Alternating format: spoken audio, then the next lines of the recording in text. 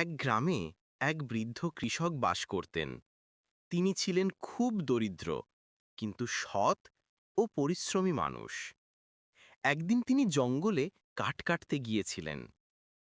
কাঠ কাটতে কাটতে তিনি দেখলেন ঝোপের মধ্যে কিছু যেন ঝলমল করছে।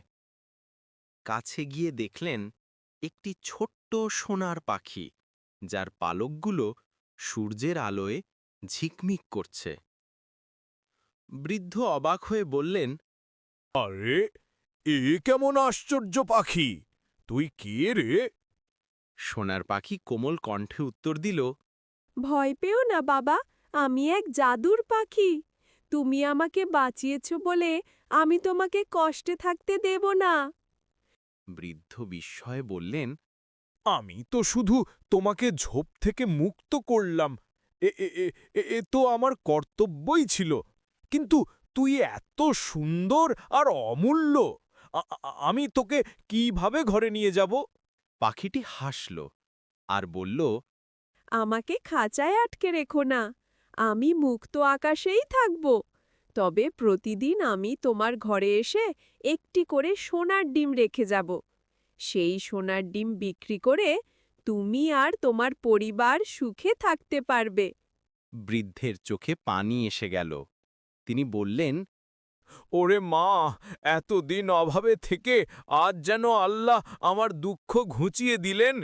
তুই তুই যেন সর্বদা সুখে থাকিস। এরপর প্রতিদিন সকালে সেই সোনার পাখি বৃদ্ধের ঘরে এসে একটি করে সোনার ডিম রেখে যেত। ধীরে ধীরে বৃদ্ধের সংসার বদলে গেল।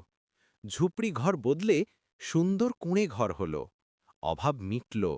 তিনি গ্রামের মানুষদেরও সাহায্য করতে শুরু করলেন। গ্রামের লোকেরা অবাক হয়ে জিজ্ঞেস করত। চাচা, আপনার এই সুখের রহস্য কি? বৃদ্ধ হেসে উত্তর দিতেন, সত্যি বললে, দয়া করলে আর অন্যের উপকার করলে আকাশ পাতাল থেকেও আশীর্বাদ এসে মেলে। কিন্তু সবাই এমন ভালো ছিল না। গ্রামের এক লোভী ধনী লোক খবর পেয়ে গেল।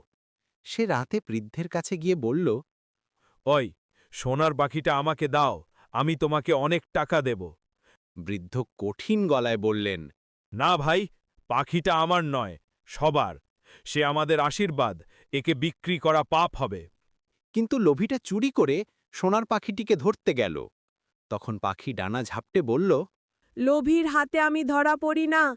যে দয়ার সততার পথে থাকে, কেবল তাকেই আমি আশীর্বাদ দিই।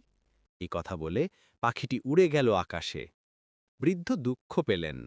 তবে কিছুদিন পর পাখিটি আবার ফিরে এলো। সে বৃদ্ধকে বলল, তুমি সততার দয়ার প্রতীক, তাই আমি আবার তোমার কাছে ফিরেছি। মনে রেখো, লোভ করলে সব কিছু হারায়, আর সততা রাখলে আশীর্বাদ মেলে। গল্পের শিক্ষা: সততা আর দয়া মানুষের প্রকৃত সম্পদ। লোভ মানুষকে ধ্বংস করে, আর সৎ হৃদয় মানুষকে সুখী করে।